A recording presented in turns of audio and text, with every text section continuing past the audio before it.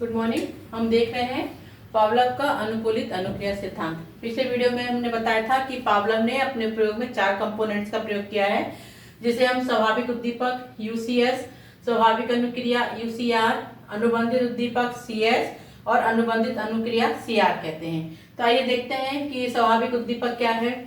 तो स्वाभाविक उद्दीपक ऐसे उद्दीपक को कहा जाता है जो बिना किसी पूर्व प्रशिक्षण के ही प्राणी में अनुक्रिया उत्पन्न करता है। जैसे पावलोव के प्रयोग में भोजन एक यूसीएस है, अनकंडीशन स्टिमुलस है। मतलब ये जो अनकंडीशन स्टिमुलस ऐसा उद्दीपक है जो कि बिना किसी प्रशिक्षण के ही अनुक्रिया उत्पन्न करता है और हर प्राणी में ये पाया जाता है। तो पावलोव ने जब प्रयोग किया तो उसमें जो भोजन है, भोजन एक अनकंडीशन स्टिमुलस है। स्वाभाविक अनुक्रिया, अब ये अनुक्रिया जो है इस स्वाभाविक उद्दीपक उत्पन्न करती है।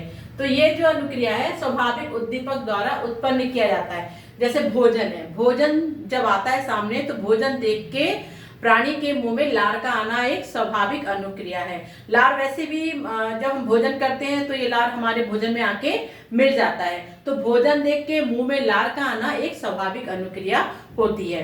तो इसमें भी किसी प्रकार की कोई प्रशिक्षण की आवश्यकता नहीं है, कि नेचुरल प्रोसेस है कि यदि व्यक्ति भूखा है, उसके सामने भोजन आता है तो भोजन देख के उसके मुंह में लार का आना एक स्वाभाविक अनुक्रिया होती है।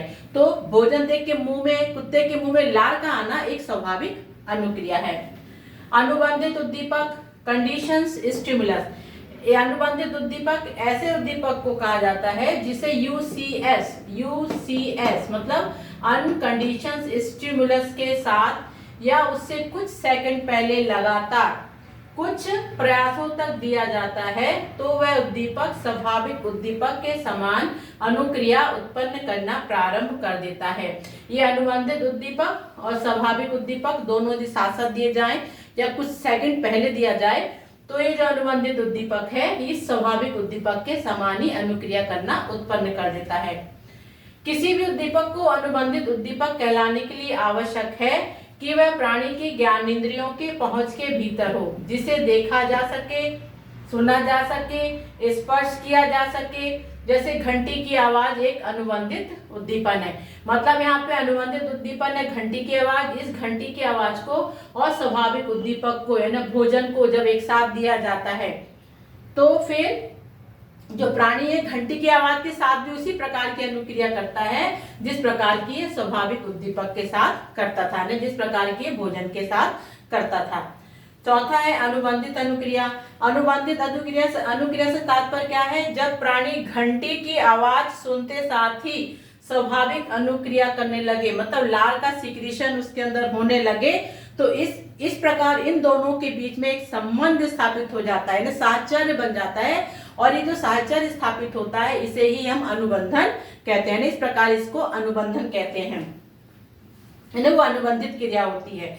तो जब सीएस यूसीएस के साथ संयोजित किया जाता है तो कुछ प्रयासों के बाद सीएस के प्रति प्राणी ठीक वैसी ही अनुक्रिया करता है जैसा कि वह यूसीएस के प्रति करता था। इस तरह की अनुक्रिया को कंडीशन रिस्पॉन्स कहा जाता है, जैसे कि घंटी की आवाज पर लार का स्राव होना। यानी घंटी की आवाज सुनते ही मुंह में लार का आना, इसका मतलब ये हुआ कि ये जो कंडीशन अनुबंधित उद्दीपक है सीएस और यूसीआर अनकंडीशनल रिस्पांस के बीच में एक संबंध स्थापित हो जाता है, साहचर्य स्थापित हो जाता है, उसे ही अनुबंधन कहते हैं। तो इस प्रकार पावलोव ने अपने प्रयोग में, अपने सीखने के सिद्धांत में इन 4 कंपोनेंट्स का प्रयोग किया था।